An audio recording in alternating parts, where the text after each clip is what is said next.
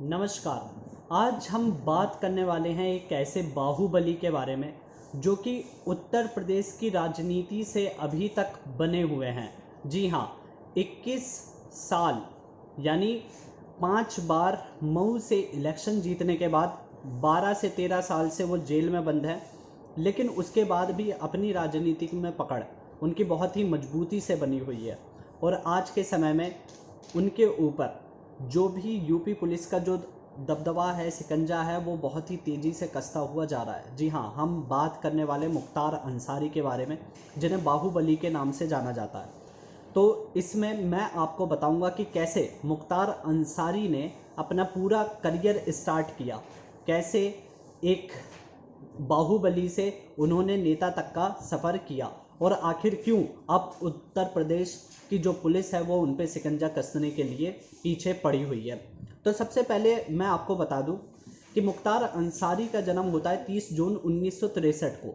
30 जून 1963 को गाजीपुर ज़िले में उनका जन्म होता है। यूसुफपुर एक एरिया है वहाँ पर जहाँ के वो रहने वाले हैं। और उनसे पहले अगर मैं राजनीति की बात करूं तो उनसे पहले जो उनके दादा थे यानी मुख्तार अहमद अंसारी, वो एक स्वतंत्रता सेनानी भी रह चुके हैं। गांधी जी के वो बहुत ही करीबी माने जाते हैं और वो इंडियन नेशनल कांग्रेस के अध्यक्ष भी रह चुके हैं। तो राजनीति से उनका संबंध बना हुआ था। और हमारे पूर्व उपराष्ट्रपति अहमद अंसारी उनके एक रिश्ते में चाचा भी लगते हैं। तो इस तरीके से एक राजनीतिक उनको पक्ष मिलता रहा।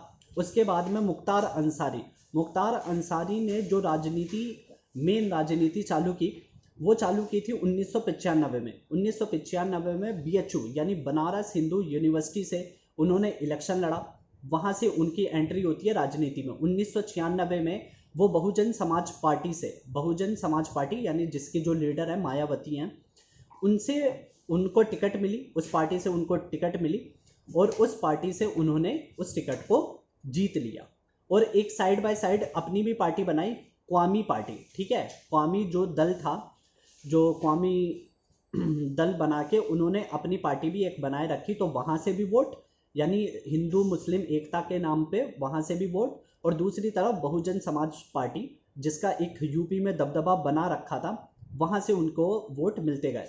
लेकिन आखिर उनके जो क्रिमिनल एक्टिविटीज़ थी मुख्तार अंसारी की, उनकी शुरुआत कहाँ से होती है, इसके बारे में हम चर्चा करते हैं। देखिए, 1970 के दशक में, यानी मैं बात कर रहा हूँ 1960 से लेकर 1970 के समय के बीच में, यानी इस 10 साल के पीरियड में उत्तर प्रदेश की गवर्नमेंट को फंड अलॉट हुआ। यानी जो हमारी भारतीय सरकार थी, जो सेंट्रल गवर्नमेंट होती थी, उसने कई सारी परियोजनाएं और योजनाएं प्लानिंग्स चालू की और उन प्लानिंग के तहत कई सारे प्रोजेक्ट्स चलाए गए ताकि उत्तर प्रदेश के पूर्वांचल जिले का मुख्य तौर पर विकास किया जा सके। तो उस जिले में कई सारे कॉन्ट्रैक्ट ओपन हुए। जैसे कॉन्ट्रैक्ट क्या होते हैं कि ठेकेदारी लेना, ठेकेदारी, शराब की ठेकेदारी हो गई, फिर कोयले की ठेकेदारी हो गई, माइनिंग की ठेकेदारी हो गई। और ये बहुत ही बड़े बड़े प्रोजेक्ट हुआ करते थे जिनमें मुनाफा काफ़ी कमाया जा सकता था। तो इस मुनाफे को कमाने के लिए, इस प्रोजेक्ट को हासिल करने के लिए जो गुट बन गए यानी गैंग बन गए कई सारे, और वो अपने शक्ति, अपने ताकत, अपने पैसे के दम पे वो प्रोजेक्ट को लेना चाहते थे। तो दो मेन दल बने। एक था मखाऊ ग्रुप, ठीक है, मखानू सिंह का ग्रुप, और एक दूसरी तरफ था साहिब सिंह का ग्रुप। मखानू ग्रुप से मुख्तार अंसारी थे। जी हाँ, ओरिजिनली मुख्तार अंसारी का जो गैंग था वो मखानू सिंह ग्रुप था। और दूसरी तरफ थे ब्रजेश सिंह, जो इनके एक कट्टर विरोधी हुआ करते थे। यानी दोनों ही गैंग में काफ़ी भिड़ंत होती थी और दोनों ही कॉन्ट्रैक्ट को लेने के लिए अपना पूरा जोर लगाते थे। तो 1970 से ये स्टार्टिंग हो गई और 1970 से चलते चलते चलते चलते आपस में गुटबाजी होती रहती थी, काफ़ी गोलीबारी भी चली, लड़ाई भी हुई। फिर इसके बाद में जब मुख्तार अंसारी ने अपना इलेक्शन जीता 1996 में, उसके बाद में उससे पहले 1988 में इनके ऊपर एक मर्डर का मुकदमा चला, यानी मर्डर का इनके ऊपर आरोप लगाए गए। हालांकि आरोप को खारिज कर दिया गया। ठीक, आरोप को खारिज कर दिया गया था। अब उसका रीज़न कुछ भी हो सकता है, यहाँ पर मैं इसके बारे में कुछ नहीं कह सकता, क्योंकि जो कोर्ट थी यानी जो पुलिस जो सेवा थी उसने जो पूरी जो इलीगल एक्टिविटीज़ थी, जो भी इनके ऊपर आरोप लगे हुए थे, उसको खारिज कर दिया।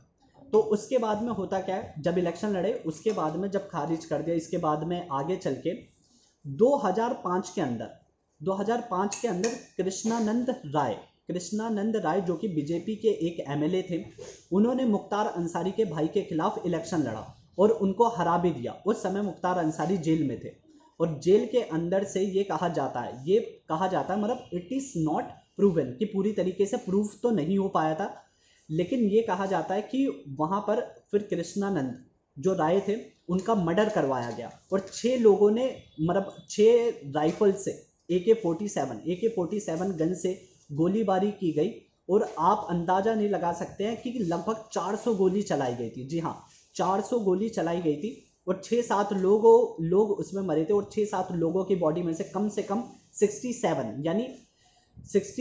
जो गोली थी, लगभग 70 गोलियां उनकी बॉडी में से निकाली गई थी। तो इस तरीके से गोलीबारी वहां पर हुई थी। तो उसके जो एक शशिकांत नाम के एक व्यक्ति थे जो कि उस जो पूरी घटना थी उसके एक विटनेस थे और उनका भी बाद में मर्डर 2006 में करवा दिया गया और उसके बाद में मर्डर करवा दिया, या फिर जो भी कह सकते हैं आप, एक संदिग्ध हालत में उनकी जो बॉडी थी वो मिली हुई थी। ठीक, तो यहाँ के जो विटनेस थे उनको मतलब एकदम ख़त्म कर दिया। लेकिन उनमें से जो एक इंसान थे, उन्होंने जो ये मुन्ना बजरंगी और एक व्यक्ति और थे, उनके जो ग्रुप के बंदे थे यानी जो शार्प शूटर थे, उनको पहचान लिया था और वो किसके दल के थे, वो मुख्तार अंसारी के दल के थे, ये कहा जाता है। तो यहाँ से जब वो पहचान हुई तो इसका भी आरोप जो है वो मुख्तार अंसारी के ऊपर लगा दिया गया।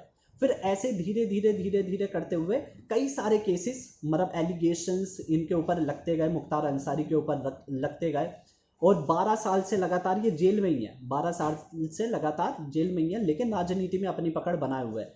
मऊ से 5 बार इलेक्शन लड़े और 5 बार विधायक बने। ठीक है, 5 बार इलेक्शन लड़ के 5 बार विधायक लड़े और मतलब 12 साल से जेल के अंदर से ही अपनी राजनीतिक पकड़ जमाई हुई और कई सारे ठेकेदारों, मतलब जो भी मैंने आपको बताया कि ठेकेदारी के लिए ये जो लड़ाई है वो होती रहती है। तो यहाँ पर कई सारे जो मर्डर हो गए, फिर किडनैपिंग के मामले हो गए, ऐसे मामले इनके खिलाफ दर्ज होते गए। और मैं आपको बता दूं कि अभी तक इनके ऊपर 18 मर्डर के केसेस दर्ज हुए हैं। टोटल मिला के 38 केसेस जो है वो चल रहे हैं। ठीक है, 18 मर्डर के केसेस, जी हाँ, और 38 टोटल मिला के केसेस इनके खिलाफ चल रहे हैं। और इसके बाद में हुआ क्या, फिर जब इनकी गिरफ्तारी की गई पंजाब में, ठीक है, अभी जो हाल ही का मामला चल रहा है वो पंजाब में इनकी गिरफ्तारी की गई है। रूपनगर एरिया है वहाँ पर, उसके अंदर इनको बंद रखा गया और पंजाब पुलिस इनको लौटाने से मना कर रही है क्योंकि उत्तर प्रदेश में भी जो इनके खिलाफ केसेस काफ़ी बड़े हैं। तो उत्तर प्रदेश की पुलिस ने मांग की कि मुख्तार अंसारी को हमारी जेल में शिफ्ट किया जाए। ठीक है, लेकिन रूपनगर ये कह रहा था कि जो मुख्तार अंसारी है उनकी तबीयत जो है वो ठीक नहीं है, तो मेडिकल ट्रीटमेंट की जो भी एडवाइस है उनको हम फॉलो कर रहे हैं, इसलिए हम मुख्तार अंसारी को भेज नहीं सकते। पीछे क्या कारण है उसके लिए आप मतलब आपकी जो भी राय आप बन सकती है, आपको जितनी भी इंफॉर्मेशन है वो आप अंदाजा लगा सकते हैं। ठीक है, लेकिन जो इंफॉर्मेशन आ रही है मैं आपको वो बता रहा हूँ। ठीक, उसके बाद में ये मामला जाता है सुप्रीम कोर्ट के अंदर। सुप्रीम कोर्ट ने फिर डिक्लेरेशन दी, मतलब अपने एक डिसीजन सुनाया, ऑर्डर दिया कि पंजाब जो स्टेट है, पंजाब स्टेट की जो पुलिस है उनको मुख्तार अंसारी को रिटर्न करना होगा, यानी यूपी पुलिस के हाथों में सौंप दे 8 अप्रैल से पहले, ये ऑर्डर दिया। तो अब यूपी पुलिस की जो टीम है वो रवाना हो चुकी है पंजाब में मुख्तार अंसारी को वापस लाने के लिए। अब कई लोगों के ये ट्विटर और कमेंट किए जा रहे हैं कि इनका भी एनकाउंटर कर दिया जाएगा, कि पुलिस की गाड़ी फिर से मतलब पलट जाएगी जैसे विकास दुबे के केस में हुआ था। तो इन बातों में कितनी सच्चाई है कितनी नहीं, उसके लिए स्टेट गवर्नमेंट, ठीक है, उसके लिए स्टेट गवर्नमेंट रेस्पॉन्सिबल है, क्योंकि जो सुप्रीम कोर्ट का डिसीजन है वो तो अल्टीमेटली आपको मानना पड़ेगा। तो इसकी सिक्योरिटी का खासा ध्यान रखा जाएगा क्योंकि सभी की नज़र इसके ऊपर बनी भी हुई है। तो ये थी पूरी डिटेल जो मुख्तार अंसारी की जर्नी थी, उसके बारे में मैंने आपको बताया। अब आपका इसके बारे में क्या सोचना है? क्या उत्तर प्रदेश गवर्नमेंट क्या करना चाहती है, या फिर पंजाब गवर्नमेंट क्यों नहीं भेज रही है? सुप्रीम कोर्ट का फैसला सही है या गलत है? या आपकी जो राय हो वो कमेंट बॉक्स में ज़रूर कमेंट करके हमें बताएं। So thank you very much for watching this video till the end.